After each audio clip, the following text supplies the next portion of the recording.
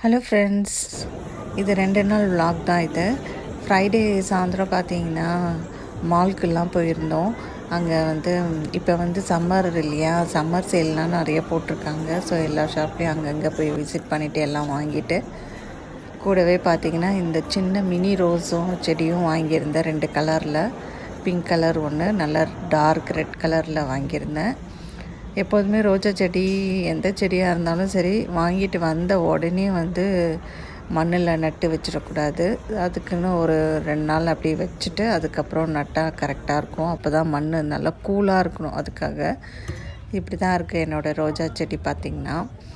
இப்போ ஞாயிற்றுக்கிழமை பார்த்திங்கன்னா நல்ல மழை இங்கே. ஸோ நல்லா கூலிங்காக இருந்துச்சு. ஸோ இந்த டைம் இது கரெக்டாக இருக்கும் உள்ளே நட்டு வைக்கிறதுக்கு அப்படின்னு சொல்லிட்டு இதையும் நட்டு வச்சாச்சு.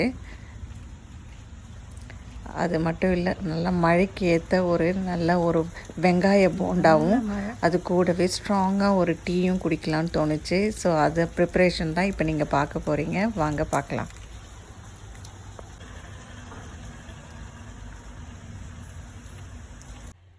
ஹலோ ஃப்ரெண்ட்ஸ், வெங்காயம் போண்டா செய்கிறதுக்கு முதல்ல நல்லா ஸ்லைஸாக கட் பண்ணியிருக்கிறேன் வெங்காயத்தை ஆட் பண்ணிக்கோங்க.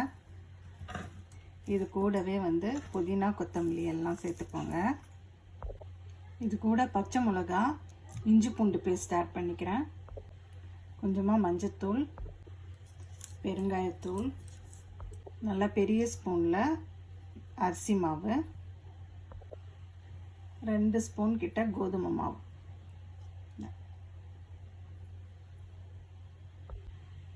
தேவையான அளவுக்கு உப்பு, காரத்துக்கு ஏற்ற மாதிரி காரத்தூள் போட்டுக்கோங்க. தண்ணி விடாமல் இதில் அப்படியே நல்லா பிசைஞ்சுக்கோங்க. ஆல்ரெடி வெங்காயத்துலேயே தண்ணி நல்லா விடும். தேவைப்பட்டுச்சுன்னா கொஞ்சம் லைட்டாக சலிச்சுக்கோங்க. நல்லா பிசைஞ்சாச்சு. தேவைப்பட்டுச்சுன்னா கொஞ்சம் லைட்டாக தண்ணி தெளிச்சுக்கோங்க. நான் லைட்டாக தண்ணி தெளிச்சுக்கிட்டேன். இந்த மாதிரி இருக்கணும். இப்போ இதில் இப்படி கொஞ்சம் கொஞ்சமாக அப்படி போட்டு பிடிச்சிக்க வேண்டியது தான். எண்ணெய் பொரிச்சிக்க வேண்டியது தான். இதில் கடைசியாக பார்த்தீங்கன்னா ஒரு ஸ்பூன் கிட்ட நெய் ஆட் பண்ணிக்கோங்க. வெங்காய போண்டாக்கு எண்ணெயை விட்டு நல்லா பொரிச்சிக்கலாம். லைட்டாக தண்ணியை தொட்டுக்கிட்டு பிடிச்சி கொஞ்சமாக உருண்டை எப்படி பிடிச்சிக்கிட்டிங்கன்னா வரும். இது அப்படியே எண்ணெயில் போட வேண்டியது.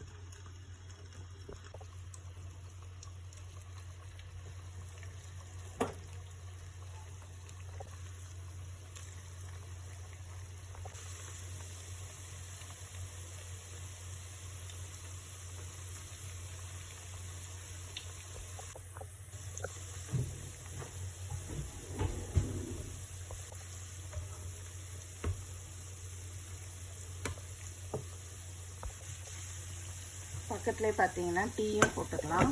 டீ போடுறதுக்கு முதல்ல தண்ணி ஊற்றிக்கோங்க. போண்டா நல்லா பொறுமையாக உள்ளே நல்லா வேகணும். தண்ணி நல்லா சூடாகிடுது. இப்போ 1 டீஸ்பூன் கிட்ட 1.5 டீஸ்பூன் கிட்ட டீ தூள் போட்டுக்கோங்க. இப்போ இதை நல்லா எடுத்துடலாம்.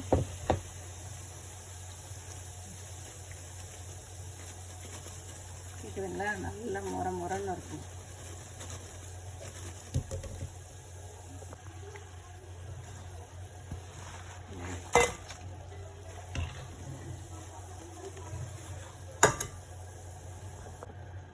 டீயில் பார்த்தீங்கன்னா சீக்ரெட் இன்க்ரீடியன்ட் இது டீக்குனே அரைச்ச கரம் மசாலா, பட்டை, கிராம்பு, ஏலக்காய், சோம்பு, கொஞ்சமாக மிளகு இதெல்லாம் போட்டு அரைச்சிது. 1 ஸ்பூன் கிட்ட நல்லா கொதிக்க விடணும்.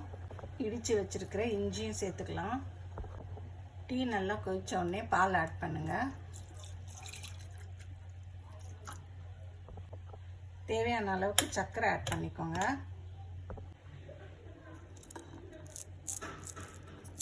எவ்வளோ முறன்னு இருக்குது பார்த்தீங்களா?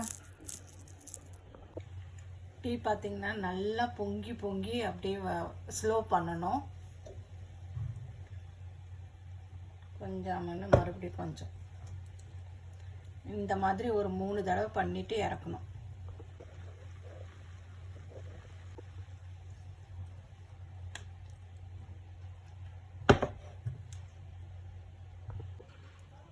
இப்போ நல்லா வடிகட்டிக்கலாம்.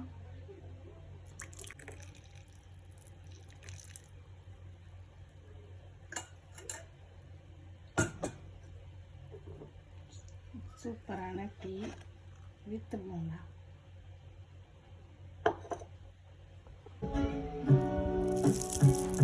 இந்த வீடியோ பிடிச்சிருந்ததுன்னா லைக் பண்ணுங்கள், ஷேர் பண்ணுங்கள், சப்ஸ்கிரைப் பண்ணுங்கள். Thank you all.